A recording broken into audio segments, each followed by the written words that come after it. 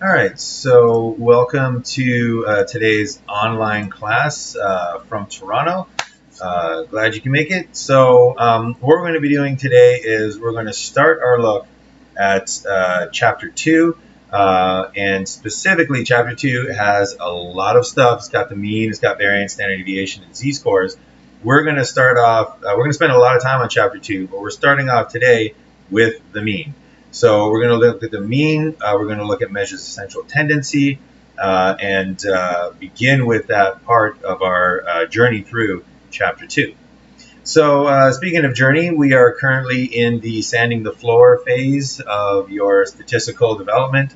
So bear in mind, once again, we are eventually going to get to the super cool things that you can do with stats, getting to the point where we can test hypotheses, test theories, evaluate treatments, all that cool stuff that is very, very important in psychology. However, we're still working on those fundamental skills. So this is going to be an example today of getting very comfortable and mastering the idea of what is a measure of central tendency and what is the mean.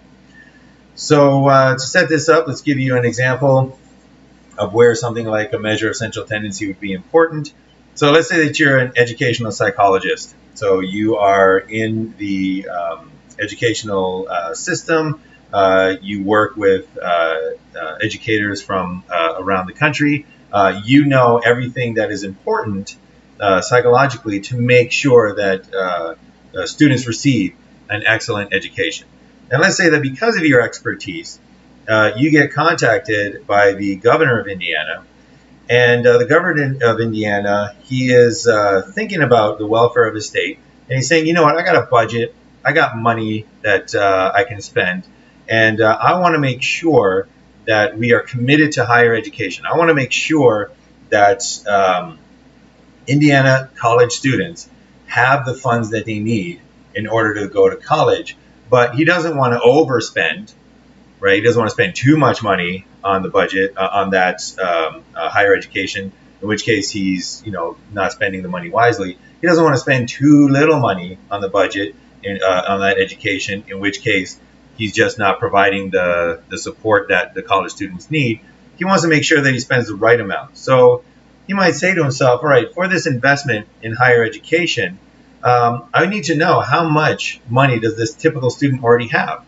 So if I'm going to spend money from the budget to supplant, to subsidize funds for these students, first thing I got to know is how much does the typical student have? How much access to funds does the typical student have, whether it be from scholarships, whether it be from a part-time or full-time job that they're holding down, whether it be financial aid through the university, financial aid from their parents, other sources of income.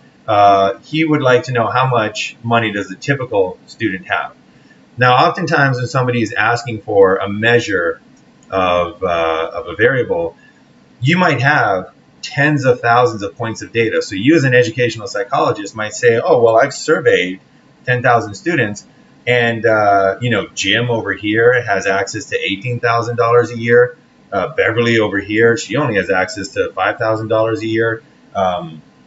Timothy over here, he won the lottery, so he's got access to $200,000 a year. He doesn't want to hear all those numbers because, again, the human mind is very difficult to make sense of a whole bunch of numbers. What he wants to know is, give me one number, give me $1 sign, $1 amount that lets me know on average what does the typical student have? What is your everyday regular student? How much funding do they have? That's the one number that he wants in order to base his decision. So you as an educational psychologist, again, you would have that data, but how best can you communicate that? Which number should you report to him to give him a true understanding of what the typical student has? And as you're going to see today, there are different ways of measuring that typical funding amount. And those ways need to be evaluated in terms of, do they tell the real story? Do they represent the truth of what the scores actually are? So we're going to start off with our look at central tendency. We're going to talk a little bit more about a representative single score, one number that represents a large group of scores. And then we're going to introduce the mean, the median, and the mode, just their kind of conceptual ideas. We'll take a look at how to calculate the mean, the median, and the mode. And then this will lead into next class where we're actually going to use Excel to calculate these measures of central tendency. But today we'll just look at the basic formulas for that so you kind of understand the bones of the operation. And then we'll end with a look at the characteristics of the mean, the median, and the mode, because these are three different measures of central tendency, and they all have different characteristics. They got pros and cons that you need to be aware of in order to evaluate, number one, when should you use the mean, the median, and the mode? And number two, when you're reading psychology research, did they make the correct use of either the mean, the median, and the mode? All right, so a representative single score. So this is also known as a measure of central tendency. It's one score, one single number that defines the center of a distribution. So that's the idea behind this central tendency. And it can also be thought of that single score that is most typical, most representative, most kind of closest to the truth for the entire group. So once again, you might have 10,000 scores. And in order to give a picture of what those scores are, what is that one number that is going to tell your audience what that distribution is like? So to give you an example of this, we'll go a little sci-fi for this example. Let's say that aliens had just landed on Earth, and they took a look out at the 7 billion people that are on this planet, and they said, wow, these a whole bunch of people here, and they differ on very, very many things. If they landed, they might say, you know what, I want to start to understand humanity. I want to know more about, these humans. Give me a typical human. I want to talk to a typical human. So choose one individual, one single representative individual that will give me a true picture of what humanity is like. So the question then becomes, who do you choose, right? What person are you going to choose to represent humanity? Not the best or the worst, but what is your typical human going to look like? Well, some choices would overestimate certain characteristics and not give a true picture of what humans are like. So you wouldn't want to choose Neil deGrasse Tyson because he's too intelligent. He's much more intelligent than the typical human. Aliens, if they met Neil deGrasse Tyson, would overestimate how intelligent the average human is. You would not want to choose Simone Biles, too athletic, right? So she is part of our distribution, but again, she's not representative, right? Most people are not like Simone Biles. She's just too athletic. It would give the aliens, again, the wrong impression. You wouldn't want to choose Hafthor Bjornsson, too big, too muscular. Again, not typical of your average human. So you would be looking for somebody kind of like Luke Wilson's character from Idiocracy. And if you haven't seen this movie yet, highly recommend it. Prophetic in terms of what's going on in our society today. But just to give you a little bit of background, his character was chosen for a cryogenic experiment because he was the most average person that was enlisted in the military when the experiment was going on. So in terms of intelligence, he's not extremely smart, but he's not lacking in intelligence. In terms of physical ability, he's not extremely athletic, but he's not unathletic. In terms of height, he's not tall, he's not short. In terms of weight, he's not heavy, he's not light. He is literally right at the middle of just about every characteristic of a human being. He is the average human. So this is the kind of person that would give these aliens the understanding of the truth of what your typical human is like. So again, that's what we're going to be doing in this case today, understanding how would you come up with this person as your typical representative for the entire group, and also kind of evaluate, does he actually represent the entire group well? So as we're going to see, certain measures of central tendency should be preferred over others in some cases. All right, so for the representative single score, we're going to be working with this frequency distribution right here. So hopefully by now you become a little bit more familiar with frequency distributions. So when this comes up, you immediately understand that on the y-axis here, we have possible scores. Sorry, on the x-axis here, we have possible scores. On the y-axis here, we have frequencies. And this curve here represents, again, you can think of it as a very curvy, in this case, apartment building, where each of these columns that make up this curve are apartment buildings that individuals live in. So it represents the frequency of scores. So many scores here, not that many scores down here. So hopefully reading these frequency distribution graphs is becoming a little bit more automatic because, again, we're going to be using this to understand the median, the mode, and the mean. So let's put some numbers on this. So let's say that this is completely hypothetical, but let's say that as an educational psychologist, your research indicates that this is the level of funding that students in Indiana have to go to university. So you can see here that very few students, actually nobody, has absolutely $0 to go to university. So this would be an individual who doesn't have a job, who doesn't have any parental support, who doesn't have any financial support, who doesn't have any friends that would loan them, $20. And again, barely, I hope nobody like that is living in Indiana. Then as the funding increases, the number of students with access to those funds also increases. So $10,000 here, these would be individuals maybe with a part-time job. These would be individuals maybe whose parents are financing their education. These would be individuals who are getting some financial aid, maybe a small scholarship. So there's a certain number of individuals in that situation.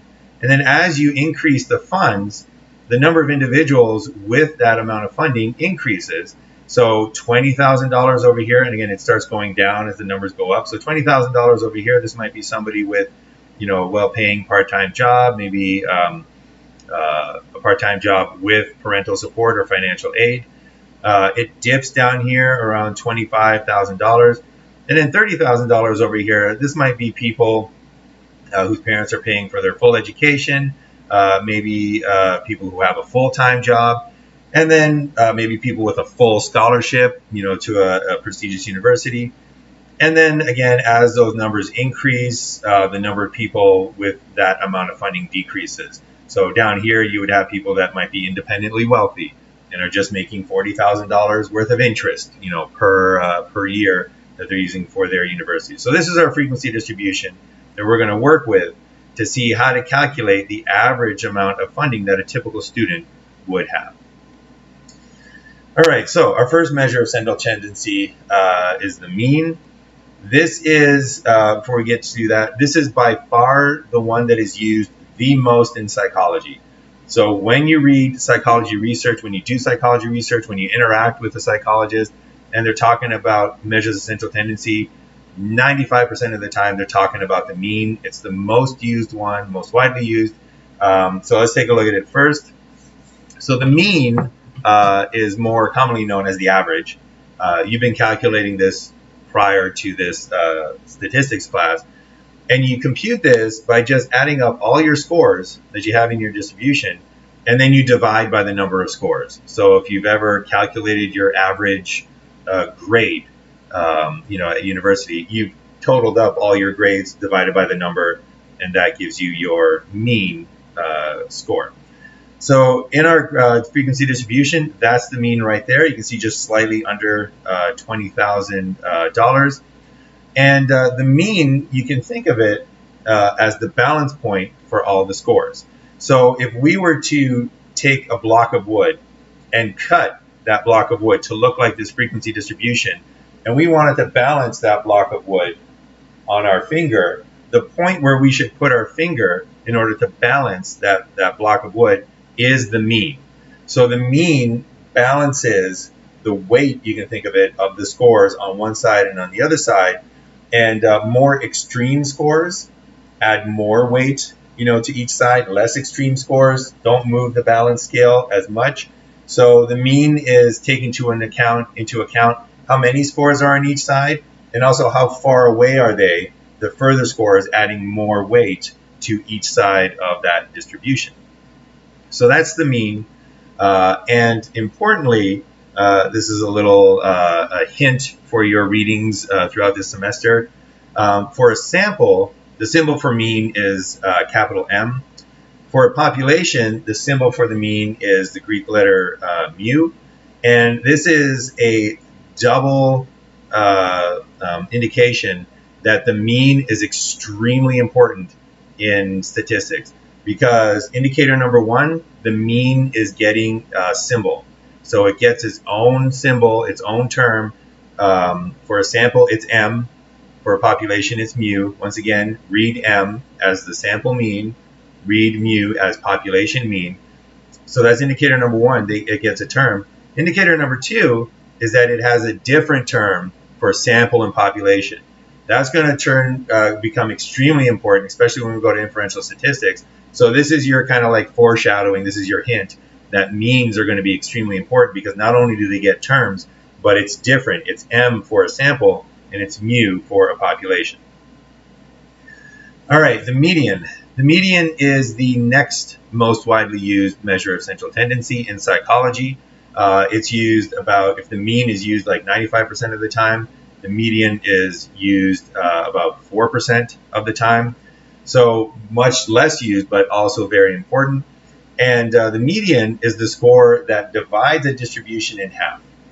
So all that a median does, and there's the median in our frequency distribution, all that the median does is make sure that 50% of the scores are at or below the median, and 50% of the scores are at or above the median.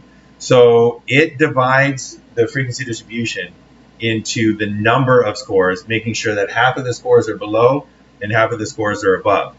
Importantly, the median, does not care about the size of the scores. So all it cares about is that if it looks to the left, it has the same number of scores as if it looks to the right. So you can tell that the median is not as widely used as the mean, and not as it won't be as important going forward for inferential statistics. It is widely used in certain areas of psychology, and we'll see why in just a little bit. But again, not as important as the mean, and you can see that because for a sample, the median is referred to as median, and for a population, the median is referred to as median. So not only does it not get a term of its very own, but it's also not differentiated between samples and populations. All right, the final one, the mode. So the mode is our last measure of central tendency, and this is just a score or category that has the greatest frequency. It's literally the most popular score, the most common score. So in our frequency distribution here, there's the mode. You can easily visually identify the mode. It's simply going to be the score associated with the peak of the frequency distribution. So the highest point of the frequency distribution, that is the mode.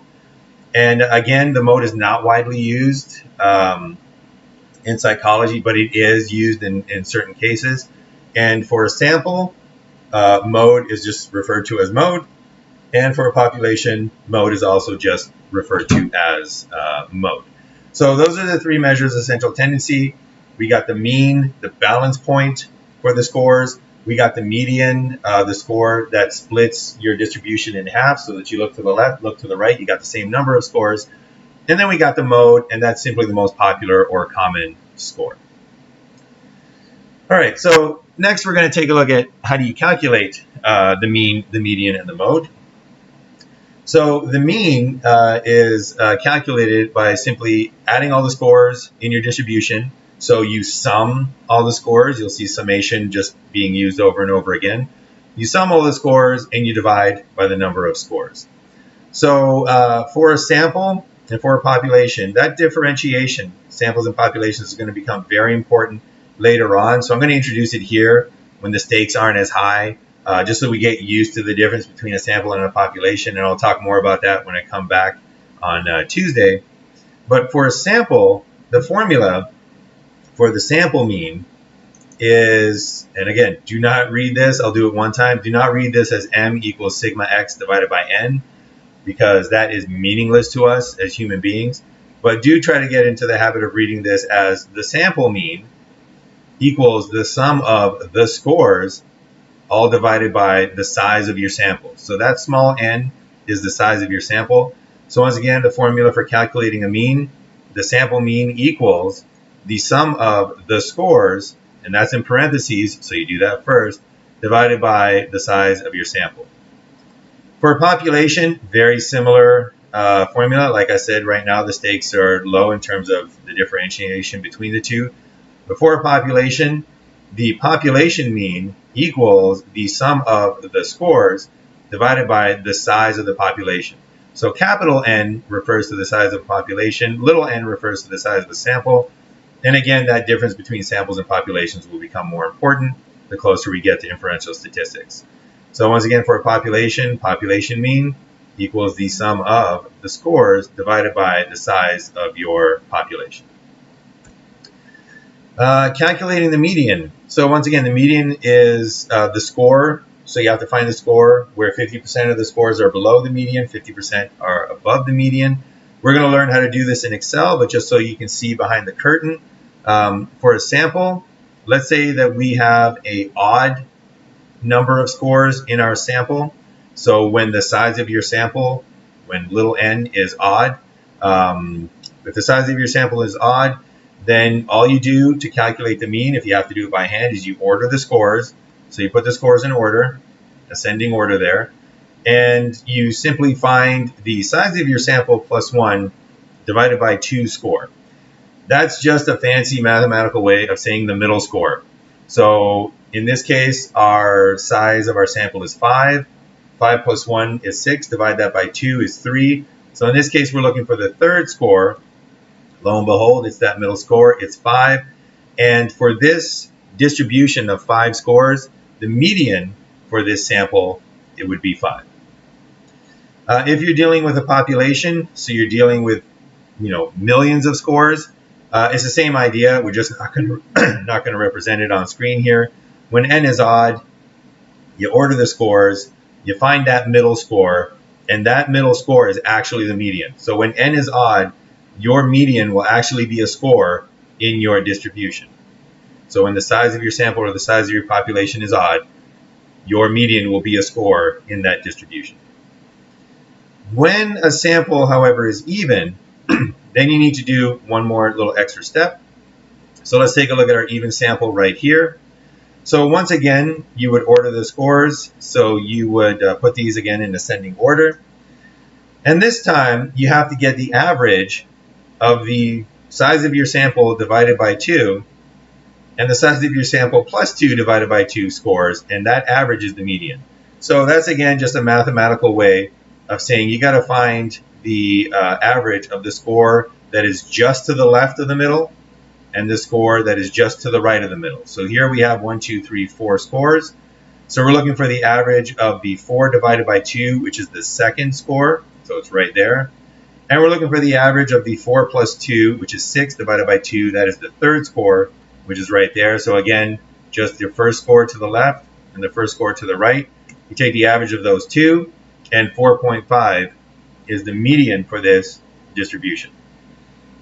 When you have a population and the size of your population is even, you do the same thing. You order the scores, find the one score to the left of the middle, find the one score to the right of the middle, take the average of those two, and that is your median score. All right, and then the last one that we're going to take a look at how to calculate is the mode. So the mode is the score in the category that has the greatest frequency. So for a sample, all you need to do is look at your frequency distribution and take a look at the score that has the largest frequency. So if you're dealing with a frequency graph, you find the score that's associated with the peak of that graph. If you're dealing with a frequency table, you just scan down the frequency column, and whatever score, whatever is the highest frequency, you take a look at the corresponding score. That's how you calculate the mode. Again, we'll learn how to do this in Excel next time, but this is just your peek behind the curtain. And it's the same thing for a population. It's the score with the largest frequency in your frequency distribution. So you either look for the peak of the graph, or you scan that frequency table for the highest frequency and find the corresponding score. All right, so back to our education question. So how much money does a typical student have? One thing that you've been hopefully noticing as we've been going through these different measures is that they all lead to different measures of central tendency. So in this case, the mean, as you can see, reports the highest amount of funding for students being available, so almost 20,000. The median is slightly lower. That looks to be about 16,000, and the mode is the lowest at 15,000. So 19,000 for the mean, 16,000 for the median, 15,000 for the mode. Those are three different numbers. And as a psychologist, you would need to make a decision in terms of which of those numbers do I report to the governor of Indiana. So which one of those numbers, which one of those measures of central tendency gives the true sort of picture, is truly representative of the scores that we're trying to communicate to the governor. So what's the one score that would give the best truthful interpretation of our distribution for this individual? And as we're going to see in just a little bit, things can get very complicated. So in this case, you can see that all three scores are pretty close, to each other, especially the median and the mode. However, we're going to see that in some situations, the choice of one of those measures of central tendency is vitally important because different situations can vastly change the mean and the median and the mode. So let's take a look at one situation that could occur. So let's say that there was a whole bunch of high school students. Well, there are. So there's a whole bunch of high school students in Indiana. And let's say that one day Elon Musk, philanthropist and playboy billionaire, looks like extraordinaire, came to Indiana and he said, you know what, I was visiting schools in the St. Joseph County area. And I was just blown away by the potential of these, these kids. And I just think that they're amazing. And you know what? I want to fund their college education, right? I'm just going to, whip out my checkbook and, fund their education. So when they graduate, when these St. Joseph County students graduate, they're going to get $60,000 a year college scholarship. So every high school student in St. Joseph County that graduates is going to get $60,000 a year from me, college scholarship paid, no questions asked. What is this going to do to our measures of central tendency? So this is an important question to realize because when these high school students graduate, that level of funding, when they finally start receiving it, is going to change our measures of central tendency, and it's going to influence what is the correct measure of central tendency to use in that situation. So let's first start off with our previous distribution. So we can see here the mean has been calculated for the amount of funding before Elon Musk's graduate student bonanza. So here we see that it's around $19,000 per year in terms of funding. And that you kind of get the impression is giving you a true measure of how much funding a typical student has. What happens, however, when Elon Musk's students graduate and start receiving their funding? Well, we got to extend the line over to $60,000. And remember, he's funding all the students in St. Joseph County. So that's a sizable portion of students. And they're each receiving $60,000. So the mean is the balance point for your distribution. Then all of a sudden, we put a large weight all the way over there on that arm of the distribution. So in order to rebalance the distribution, the mean has to move. So that's where the mean would have to move to rebalance the distribution. And now you can see that the mean is saying, well, the typical student in Indiana is receiving $27,000 of funding. So that is what the mean has now become. But notice that in this case, with this group of extreme outliers, a large portion of the distribution that has an extreme score, all of a sudden the mean is not really reflecting what most students receive in terms of funding. So as an educational psychologist, if this was the distribution you were looking at, and this is one of the reasons why it's important to understand distributions, if this was a distribution that you were looking at, you would not want to report the mean in this situation, because these outliers have pulled your mean into a value that is not typical and is actually overestimating by far the amount of funding that most students are receiving. So let's see what happens to the median. So again, the median, all that it wants to do, much like Janus, the Greek god of time, I believe, all it wants to do is look back and see the same number of scores as it does when it looks forward. So same number of scores on this side as there are on this side. So once again, this is our original distribution. We can see that the median is around, I believe we said like $16,000 per year. What happens when we include Elon Musk's hyper-funded St. Joseph County graduates? Well, in this case, even though the funding is extreme, and even though these scores are outliers, they're way, way above the typical scores in our distribution, the number of students is not that large, right? It's a substantial number, but it's not a really large number when you compare it to the rest of the students in Indiana. So all the mean cares is not how much money they're getting, but just the fact that there are these new students, there are these new scores on the other side of the distribution. So the mean has to move, but just a little bit, so that it reorients itself, so that now there's the same number of scores on one side as there are on the other side. So in this case, for this particular situation, notice that the mean would actually be a better measure of central tendency because of these outliers. The mean is the term that we use, is the mean is more robust against outliers because it did change, but it changed very little. And this would actually be a much better number to report to the governor of Indiana, because again, this is more typical of what students are actually receiving. And interestingly, the mean would not change if Elon Musk came in and said, you know what, instead of $60,000, how about $100,000?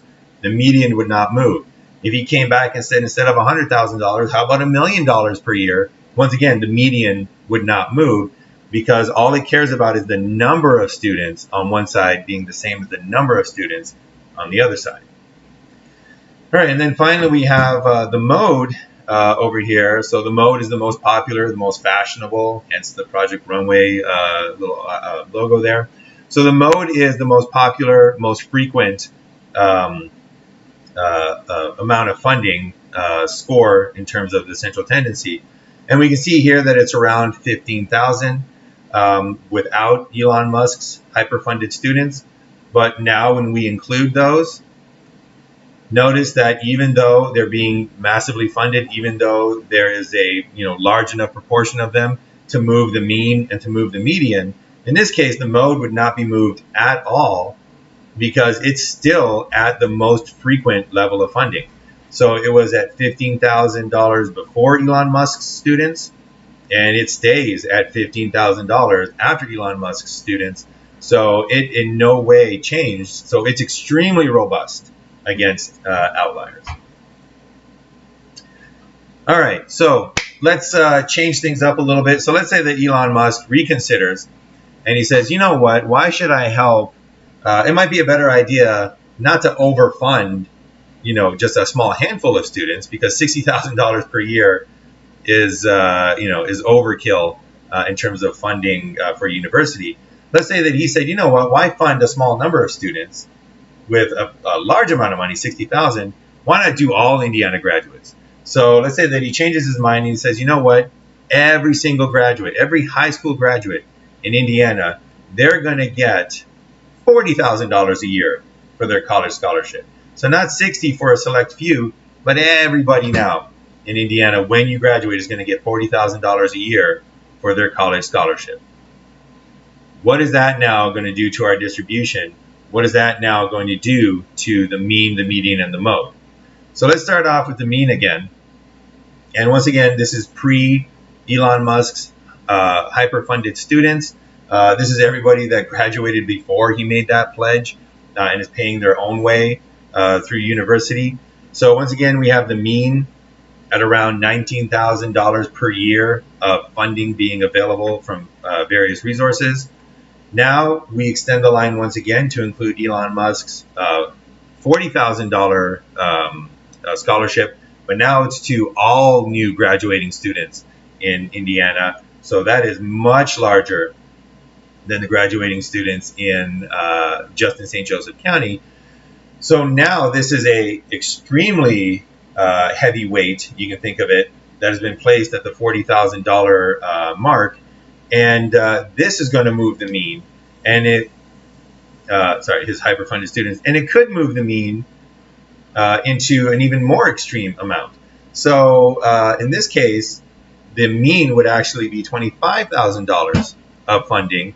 And if you look at it, that is completely atypical of just about anybody. So it vastly overestimates the amount of funding that these students are receiving. It vastly underestimates the amount of funding that these students are receiving. It's actually one of the least frequent amounts of funding out there. So once again, as an educational psychologist, you would take a look at this distribution, calculate the mean, and say, you know what, that does not give a true picture of the average, Indiana student. That's way too high in this case, once again, because of these outliers. So this, again, is one of the reasons why it's very important to understand frequency distributions, to be able to read those. We need to take a look at these and say, are there outliers? And if so, which measure of central tendency should we use? And in this case, definitely not the mean. It's not giving you a representative score of how much funding students are receiving. On the other hand, the median, once again, we have the median in and around 17,000. Looking one way, certain number of students. Looking the other way, certain number of students. That's where the median is. And this time, when we add Elon Musk's new funded students, because now the number of students has gone way up, right? Remember, it only used to be St. Joseph County. Now it's all of Indiana. This time, the median is actually going to move substantially more. So it's got to move even more this time to accommodate all these new students on one side of the median. Does not move as much as the mean, but once again, does move more than it did previously when we were looking at this distribution. So in this case, the median would be a better representative score because, again, it's more typical of the situation for most students in this particular distribution. All right, and then lastly, we have the mode. And once again, for the mode before Elon Musk's students is right there at around 15,000. After Elon Musk's students, it comes close to changing, but not quite. Mode stays exactly where it is.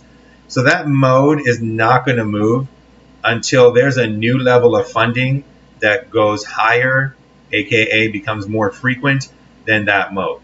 Once that occurs, the mode will move substantially. It could snap right over here if enough students graduate. However, for the time being, the mode is not going to move.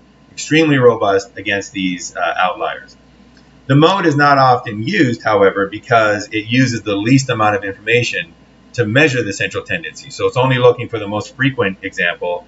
The mean is usually preferred because it takes into account the number of scores on each side as well as their distance from the mean. So that's why it's most used. But again, we have to evaluate whether it's the right measure of central tendency in situations, and we want to avoid the mean when we have large numbers of outliers or even small numbers of extreme outliers. They can be very influential in terms of skewing the mean to a non-representative score. All right, so I'll give you one last example before we wrap up this, this discussion of the mean, the median, and the mode. So this was hypothetical data just for the purposes of illustrating the idea of the mean, the median, and the mode. And you can see the importance of choosing the right measure when we're going to talk about wage gaps. So an important issue right now in our society is the wage gap between men and women. So there have been different estimates of what the wage gap is. And here we have a report from the Bureau of Labor Statistics for earnings in 2016. And we can see that the weekly earning for men with no children here and men with children was higher than the weekly average earnings for women with no children or women with children. So if you want to compare women with children to men with children, there's a wage gap there. If you want to compare women with no children to men with no children, there's a wage gap there. In general, we can see that there is a wage gap between the earnings that men have and the earnings that women have. Now, these earnings here, they are those representative scores. They are the measures of central tendency. So somebody took data on a bunch of men, a bunch of women, took all those data points and came up with these 4 numbers to represent the best typical representative score for how much does the typical male with children earn, how much does the typical woman with no children earn. And you can see that in this case, there's a wage gap. However, we have a wage gap here. However, there is other data that indicates that there actually is not a wage gap. So this is from the Census Bureau survey of income and program participation. This is back in 2004. It was the latest available data. And this indicates that the earnings of never married men and women who have never had children, so we go back to this women with no children, men with no children statistic. Here we see a wage gap where men are making more. But here we see that, yeah, there is a wage gap, but actually women are making more money than men are. So the typical representative score for how much women are making a year is $47,000, and men are making almost 20% less at only $40,000. So the question now is, why are these two scores, why are these two stories different? Why in this case is there a wage gap where women are making less? Why in this case is there a wage gap where men are making less? The data is truthful. The data was collected correctly. The measures of central tendency were calculated correctly. So why do we have two different stories? Well, the reason for that has to do with the distributions and the measures of central tendency. So this data here, this was calculated using the mean. And using the mean, we end up with a story here that has women, or a report that has women making less of an income than males do. And in this case here, this was almost certainly, I didn't get a chance to investigate this further, but this was almost certainly calculated with the median. So the median gives you one story. Women are actually making more than men typically. The mean gives you a completely different story. Women are making less than men typically. And the important thing that this signals is that there is something weird about this distribution. So this wage gap here, if you see a big difference between medians and means, that means that there are outliers in your distribution that are driving these differences. So the only way that you get a big difference between the mean and the median is if your data has outliers. If your data is skewed, it can also happen if there's more of the distribution on one edge of the graph rather than the other edge. But importantly, this is just to illustrate that your choice of the measure of central tendency matters.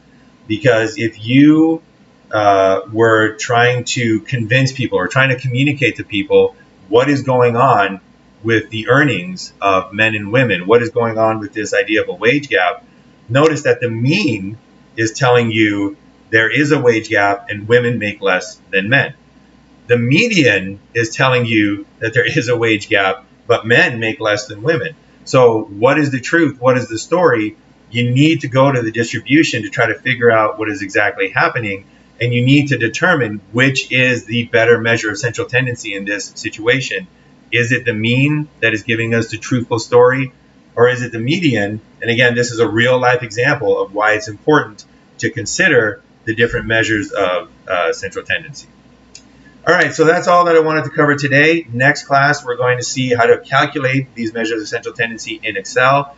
As always, keep up with the MyStatLab study plan. Use the Quiz Me option to get 100% of your pretest points. If you didn't get 100% on your pretest, you can earn that back. This is also just a great idea. If you did get 100%, give it another go. Do that extra practice, sand that floor a little bit. And I will see you next time. There's no homework, I believe, that's due, but just double check on the syllabus. But next time when I come back, when I'm back in South Bend, we're going to take a look at how to calculate these measures of central tendency using Excel, and learn a little bit more about how to use Excel and some of the formula shortcuts that I promised last time. Other than that, we're done. So thanks for joining me, and I will see you in class on Tuesday.